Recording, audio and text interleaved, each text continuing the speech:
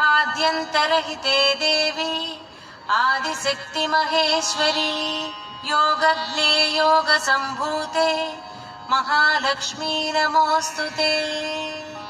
स्थूल सूक्ष्म महारौद्रे महाशक्ति महोदरे सर्वपापहरे देवी महालक्ष्मी नमोऽस्तुते।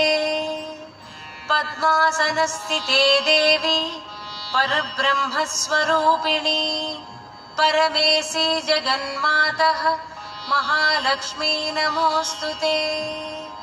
श्वेताम्बरधरे देवी नानालङ्कारभूषिते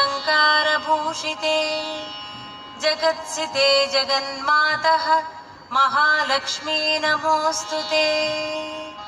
महालक्ष्म्यष्टकस्तोत्रम् यः पठेद् भक्तिमान् नरः सर्वसिद्धिमवाप्नोति।